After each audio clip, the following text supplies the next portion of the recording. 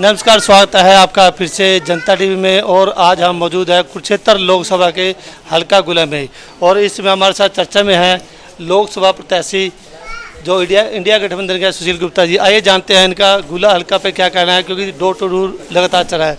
गुप्ता साहब, लगातार 3-4 दिनों से डोर टू डोर आप कर रहे हो, क्या रिस्पॉन्स मिल रहा है आपका गुला की जनता से?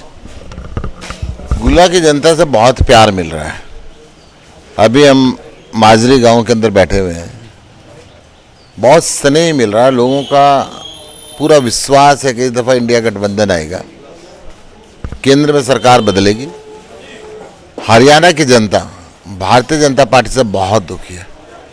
बेरोजगारी की राजधानी हरियाणा है, महंगाई सबसे ज़्यादा हरियाणा के अंदर है, नशा सबसे ज़्यादा हरियाणा के अंदर बिक रहा है, महिलाओं के प्रति अपराध सबसे ज़्यादा हरियाणा के अंदर है, सरकारी स्कूल सबसे ज़्यादा हरियाणा के अंदर बंद हो रहे हैं।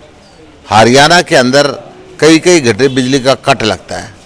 आजकल तो सुबह 9 बजे से लेके रात को 7 बजे तक हरियाणा के किसी गांव में बिजली नहीं आती।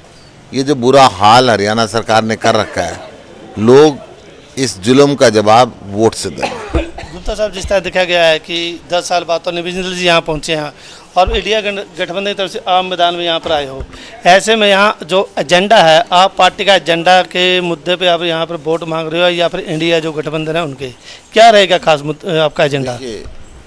कॉमन मिनिमम प्रोग्राम इंडिया गठबंधन ने तय किया है।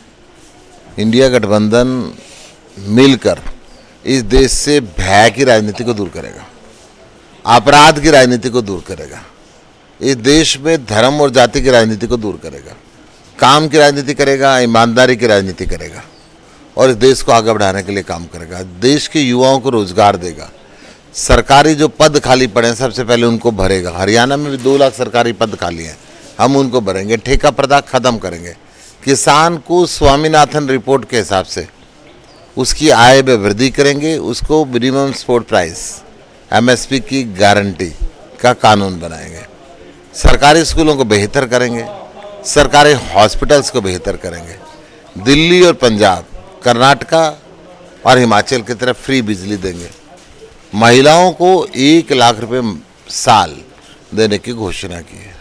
गुप्ता साहब, जिस तरह से देखेगा बात की जाए तो गुला हल्का की, जो गुला विधानसभा क्षेत्र है ये पिछड़ा हुआ है काफ़ी लंबे समय से, तो आपने क्या देखा, क्या खास समस्या है गुला विधानसभा क्षेत्र में, और आप क्या खास एजेंडा लेके आओगे? गुला विधानसभा क्षेत्र में सबसे ज़्यादा बेरोजगारी है, सबसे ज़्यादा नशा है, सबसे ज़्यादा बाढ़ का प्रकोप है, लोगों के घर और खेत डूब जाते हैं। दादूपुर नलवी नहर तुड़वा के सारी कुरुक्षेत्र लोकसभा को भारतीय जनता पार्टी की सरकार ने बाढ़ में डुबोने का पक्का पुख्ता इंतजाम कर दिया। कांग्रेस के राज के अंदर वो दादूपुर नलवी नहर बनी थी, किसान को मुआवजा न देने पड़े केवल इसलिए तुड़वा दी, बनी बनाई नहर तुड़वा दी।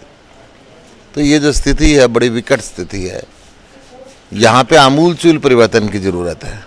इसके लिए हम सब मिलकर प्रयास करेंगे और गुला हल्के को आगे बढ़ाएंगे। आखिरी सवाल हो रहा है गुप्ता जी, जिस तरह से आपके 2 दिन पहले ही आप एक बयान आया था कि पूर्व विधायक कुलवंत बाजीगर जी हैं, उन पे नशे के आरोप लगाए हैं, ऐसे में उन्होंने माना नहीं केस डालने की बात की, इस पर क्या कहोगे?